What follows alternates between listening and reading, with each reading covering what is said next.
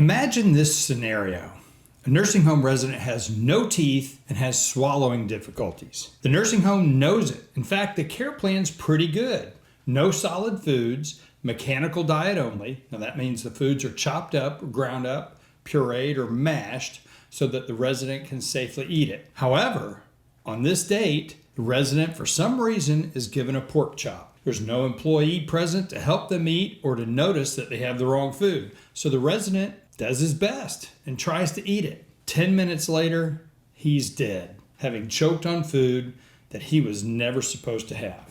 I'm David Terry, a nursing home abuse and neglect attorney based in St. Louis and handling cases all over Missouri and Illinois. Choking is one of the most preventable deaths in nursing home care because the warning is almost always right there in the chart. And the signs are often visible long before the crisis ever happens. And yet, I can tell you from 25 years of experience, this scenario that I just outlined happens much more than you would ever believe. So let's talk about what you might see before a crisis actually happens. Maybe you've noticed your loved ones coughing during meals or choking on liquids or taking unusually long time to chew or to swallow. Maybe your loved one's holding food in their mouth without swallowing. They call that pocketing. Or maybe their voice sounds wet or gurgly after they eat or drink something. Those are not just quirks of aging. Those are likely the signs of dysphagia, which is difficulty in swallowing. And when a resident displays these signs,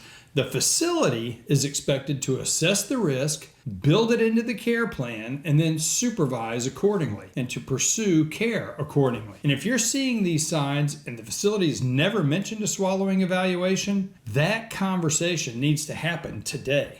You need to ask whether a swallowing evaluation has been done if you're seeing these things. And if it has, get a copy of it. And if it has not, ask why. And put that request in writing. And when you get the test results, request a copy of the care plan and make sure that they are preparing food for your loved one in the safest manner possible. And if they need assistance with eating, make sure that they are getting that as well. When a resident chokes in a nursing home, determining what happened really comes down to three basic questions. Get the answers to those questions, and you'll go a long way to determining whether this was unavoidable or if it was preventable. So question one, what was the diet order?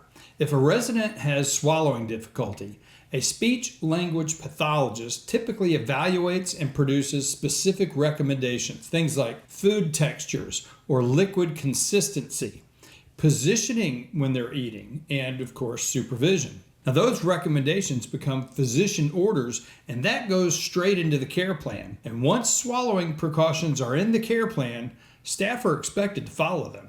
Every tray that leaves the kitchen is supposed to match the care plan for that individual resident. Question two, what was actually served? Now if the chart says modified texture, but the tray shows regular food, that mismatch is a problem because it's not following the care plan designed for this resident, and that puts the resident in danger.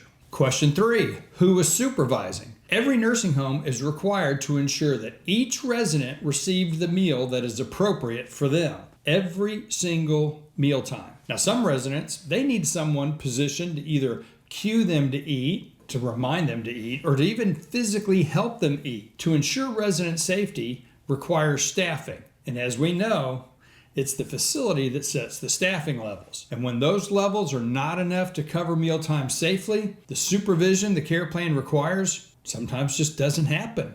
And that can cause injury or even death. Now, I always recommend that family members visit their loved ones during mealtimes and take note of the staffing and the food. In your journal, jot down the number of staff members that are in the dining room.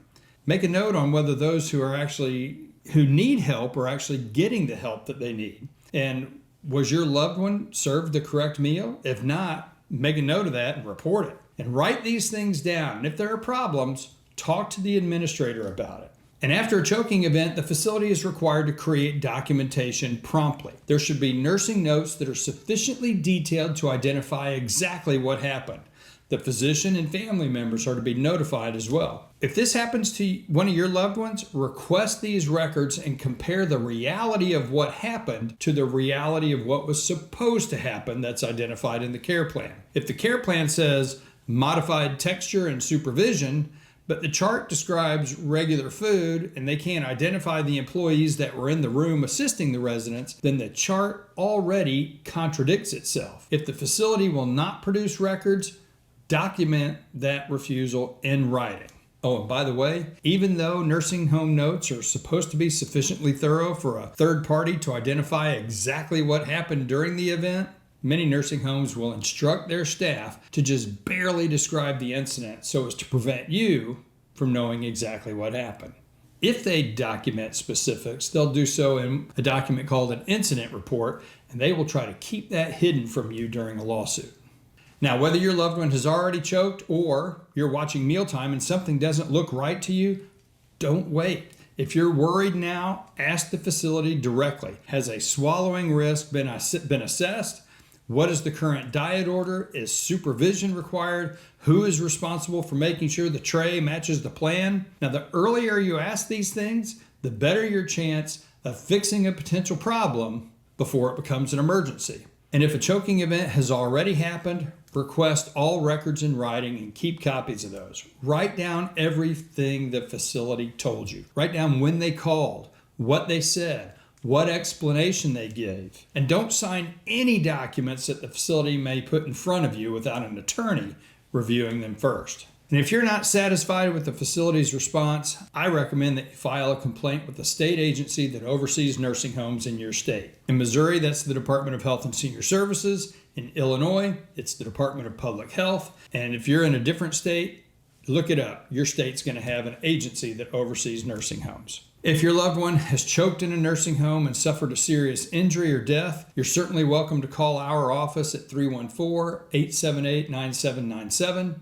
Our website is nursinghomejustice.com. I've been handling cases against the nursing home industry since 2001, and I've seen it all. And unfortunately, I've handled a lot of choking cases as well. Now, when someone calls me about a choking case, one of the first documents that I request is the resident's care plan. I've mentioned that before. Now, why do I choose the care plan? Because that's where the best plan of care for each resident is to be documented. Many injuries happen because the care plan was not followed by the nursing home employees. Now, if you want to know more about the importance of care plans and the safety of your loved one, watch my video on care plan failures next. That is where I walk you through how a care plan can look just fine on paper, yet still fail in practice. I'm David Terry, and I'll see you over there at that video.